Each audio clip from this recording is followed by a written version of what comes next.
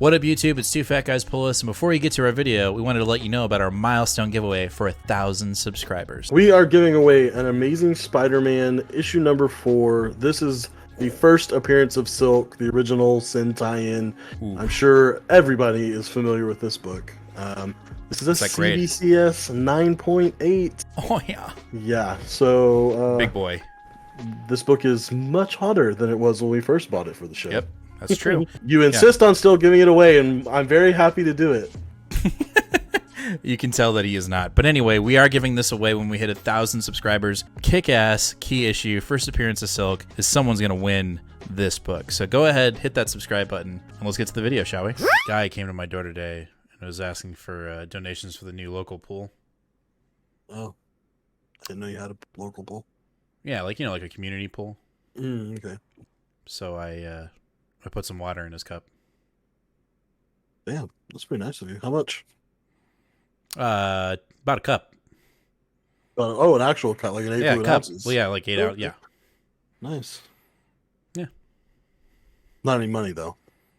No, because he asked for donations, so I gave him water for the pool. Yeah, I got it. Okay, just making sure. I just didn't like it. You never do. Well, it's true. Let's start the show. Okay. What up, YouTube? It's Two Fat Guys Pull Us, and we've got another new comic book day video for you for the week of August 10th. 10th. What? August 10th. What? So, you know, Still hot. it's still hot. It's never not going to be hot. I don't anticipate the heat in Texas to go down until I'd say like mid-November, maybe close to Thanksgiving. Yep. You know, we'll get a day and then it'll just be hot again. Anyway, this week is itty bitty. You know, I don't know if it's because of, you know, Amazing Spider-Man 2 weeks ago or what, or it's just kind of a lull, but not that many books, or we're just not picking up books because we're just not into it, right? Like, we're not reading Lethal Protector and you know, Fantastic Four returning back to this story, you know, because it seems like a lot of books, a lot of, you know, Marvel and DC are kind of jumping back into the heyday, which we're just not really about it. Nope. Too much. Yeah, but let's get into it, and we're going to talk about our X book and event book of the summer, and that is Judgment Day, issue number 2, part 2 of Act 1, I would assume. The other consequence, if you will, I think that we're going to get in this book, aka our actual Eternals will be resurrecting their own celestial god. Oh. Is this a good idea? Probably. Oh, I was going to say not. Oh, no. Anytime you resurrect a celestial, it's a good idea. I just have I know you're being facetious. This is going to go horribly wrong, but somehow will work in our hero's favor. Remains to be seen. I will say this. Karen Gillan is just kicking ass, and he is doing everything and more when it comes to my expectations with the X-Men and even his overall Marvel idea, if you will. Yeah, I'm just digging. I'm digging it. I'm stoked. I'm ready to see what happens.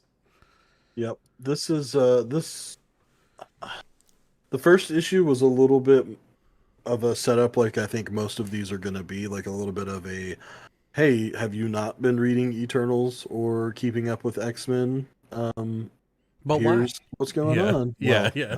Why? But here's what's going on too. Surprisingly enough, I don't even know if it's surprising at this point because Jason Aaron has gone off the rails so much, but you literally do not have to have read any of the previous 59 issues of Avengers to understand their role here at all, because any of their involvement has been from Eternals or X-Men books that has nothing to do with the Avengers books at all. No, that's like in its own like shitty multiverse over here, you know, like it's just over there.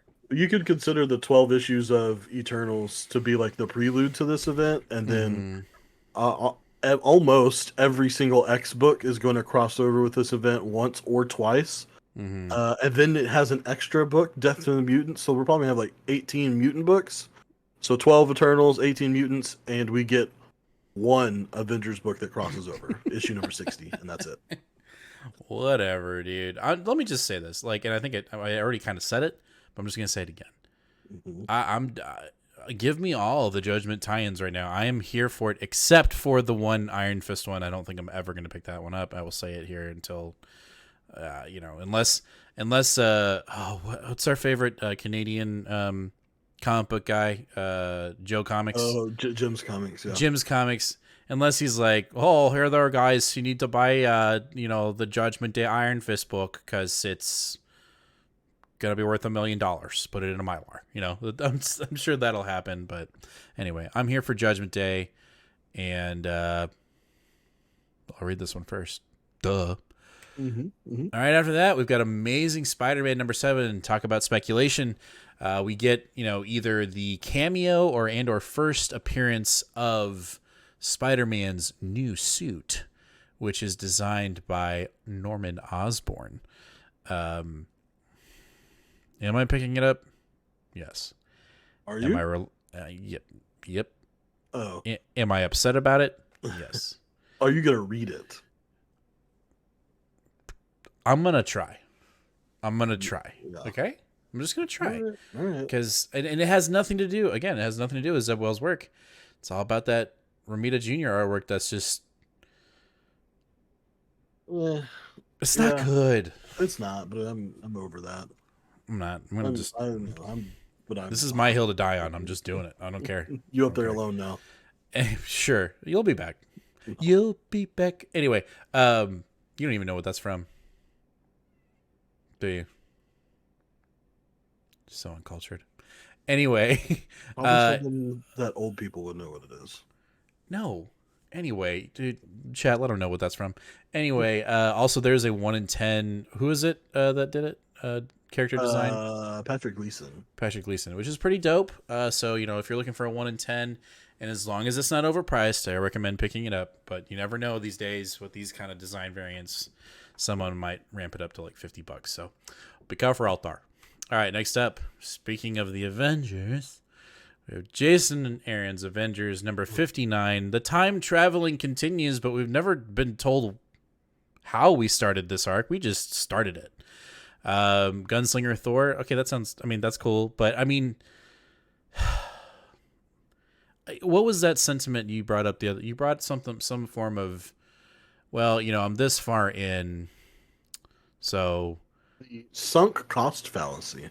yes, that is where I am currently. I know you are not, and that's okay. I'm writing it out. Good luck. Yeah, good luck, right? We'll see. Maybe Thor can. Maybe this will be the arc, because the last arc was actually the last book was actually really cool with a Ronin ghost samurai, a Ghost Rider style samurai, which was really cool. And I do hope we see that character again. So maybe a gunslinger Thor. I say that and I'm like, that sounds dope, right? But when it's not done properly, it loses all fun. But I'm still reading it, so let's see what happens. All right, after that, now here's one that we've been having a silly goose fun time with, and that's Jane Foster and the Mighty Thor. I have the Peach Momoko cover up just because I've been picking up Peach's covers on this series because Stegman struck out on the first cover. I will say that I think he struck out on the whole series, but I think the second issue 2 had a decent cover, but this third one is not too good. So I will be continuing to buy the Peach. 2 was good. 2 was good. It's 1 and 3 are not so good. This story so far has been really fun. There's still some mystery around Thor and why he chose Jane to throw the hammer to. Obviously, I think that kind of makes sense. She's been Thor before, right? But there's just still some mystery here, and I'm digging this run. This run continues to prove that we just need a consistent Jane Foster, Valkyrie, Thor book. Come on, Marvel, get with it. Stop with the minis. Just give us our ongoing again. Because why? Why did you cancel it? Why? Tell us why. It never should have been canceled. And, who knows? Who knows what the actual motivations were? But, man, Could you imagine? I just feel so bad that we missed out on buying those issues as they were coming out Mm, because I think we jumped in at like issue 11 or 12. Then it was canceled at like 16. But mm-hmm. those first 10 issues were written by Al Ewing and Jason Aaron, and they were great. And Yeah. then, you know, uh, Torm Grumbeck has been basically steering the wheel with Jason Aaron's name attached to it since then. But Mm-hmm. uh, She's yeah, been killing it though. She's been killing it hardcore. yep. This is probably, I don't know. This might be my Marvel pick because it's just been a lot of fun. Yeah, I could see that. I think it's a toss up between this and Judgment Day for sure.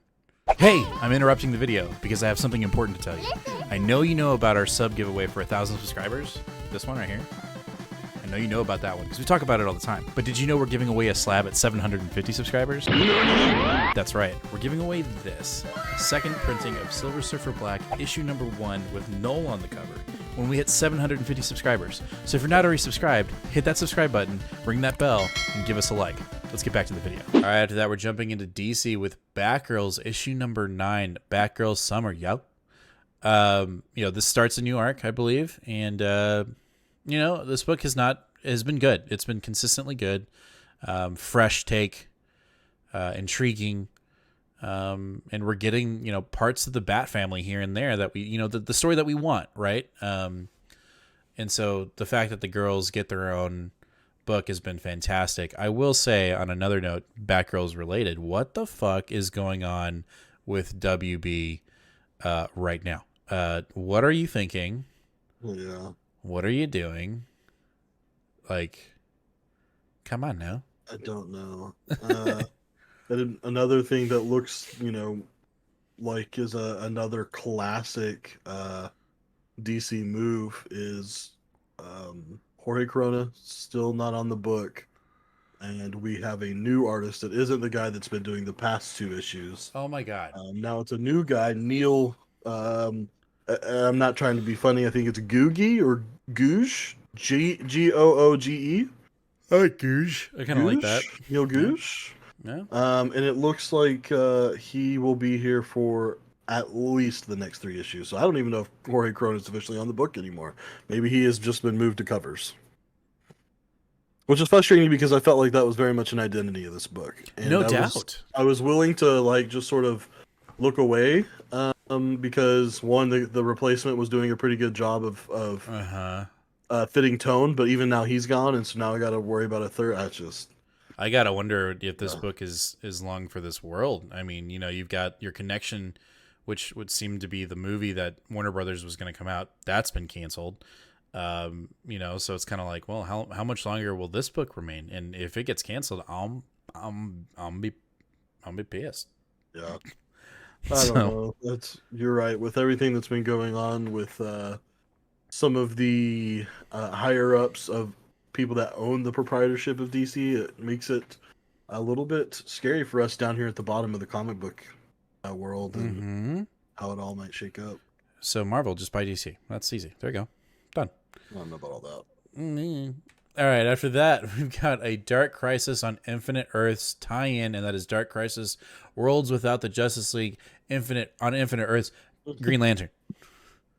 It does not say on Infinite Earths. I'm putting it there because if anything, it would be Dark Crisis on Infinite Earths, Worlds Without a Justice League, Green Lantern number 1.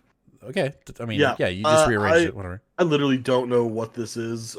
Philip Kennedy Johnson's writing it, and it's a tie-in, so I'm picking it up. So just to give you clarity, this would be a direct tie-in to what happened in issue 3 of Dark Crisis, because our Emerald Knights were involved, and there was a thing that happened, and now we're seeing that thing flushed out, which would appear in this book.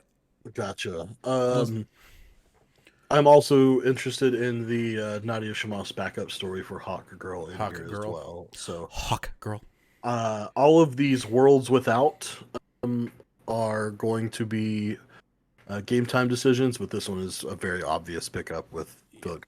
I'm actually picking this one up. I have already put it in my, I pre-ordered it, but this is probably the only one.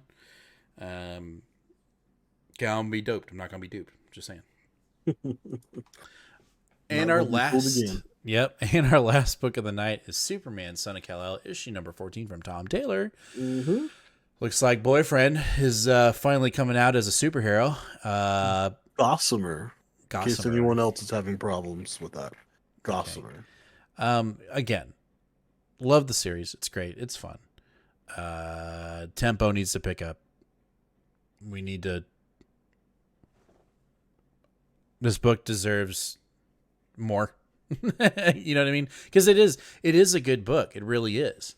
It's just I feel like we've been sitting in this Gamora, President Bendix story. I say it every time. We've just been kind of in this lull, right, of this storyline, and I've seen it done really well from Tom Taylor, and then I've seen it done really poorly from Tom Taylor, where when it's done really well, it's just so captured and you want more. You want to build more of that world. And in this one, it's like, I feel like this arc should have ended 5 books ago, maybe even more, maybe even 6. So just, I'm hoping that I think we are, because we're getting ready to, Daddy's coming back at some point. There's going to be a big tie-in here. Issue 16.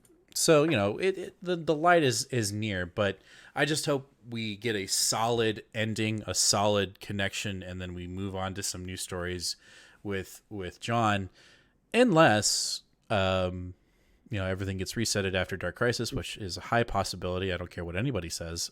It's happening. So there you go. Go ahead. But we'll see. May go ahead and speak about the book now. You may. I don't have anything else to add about the book. I think Gossamer is a great superhero name for this character.